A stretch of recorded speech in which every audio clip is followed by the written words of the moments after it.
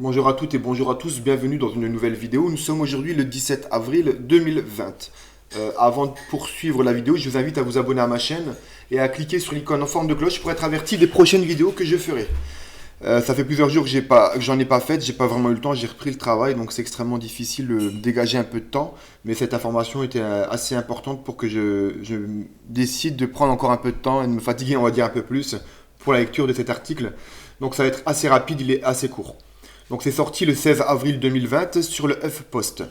Le Covid-19 échappé d'un labo de Wuhan, les États-Unis s'enquêtent. Le chef de la diplomatie américaine, Mike Pompeo, a expliqué que Washington prenait cette hypothèse au sérieux.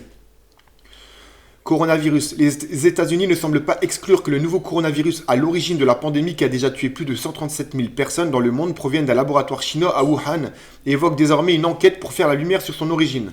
Nous menons une enquête exhaustive sur tout ce que nous pouvons apprendre sur comment ce virus s'est propagé, a contaminé le monde et a provoqué une telle tragédie, a déclaré le chef de la diplomatie américaine Mike Pompeo sur la chaîne Fox News.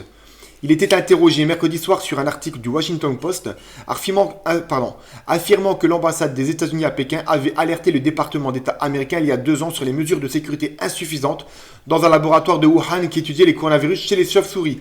Et ça, allez voir ma vidéo. Vous allez voir ma vidéo qui s'intitule le vaccin fabriqué en laboratoire, la preuve ultime, et vous allez voir que je vous partage une vidéo qui est ahurissante entre le coronavirus et les chauves-souris, qui est passée sur Rai 3, qui est une chaîne officielle italienne, et qui déjà en 2015-2016 parlait de ce coronavirus couplé entre guillemets avec la chauve-souris. Et Mike Pompeo a été questionné également sur les informations de Fox News selon lesquelles plusieurs sources pensent désormais que le coronavirus actuel, signalé pour la première fois justement à Wuhan en décembre, émane de ce même laboratoire, même s'il s'agirait bien d'un virus naturel, pas d'un agent pathogène créé par les Chinois, et que sa fuite ne serait pas volontaire mais due au mauvais protocole de sécurité. Ça reste à discuter. Donald Trump se montre évasif. Également interrogé mercredi lors de sa conférence de presse quotidienne sur la crise sanitaire à la Maison-Blanche, Donald Trump s'était montré lui évasif. Je peux vous dire que nous entendons de plus en plus cette histoire, nous allons voir, a répondu le président américain, assurant que cette horrible situation faisait l'objet d'un examen très approfondi. Il a toutefois refusé de préciser s'il avait évoqué le cas de ce laboratoire avec son homologue chinois Xi Jinping. Excusez-moi pour la prononciation.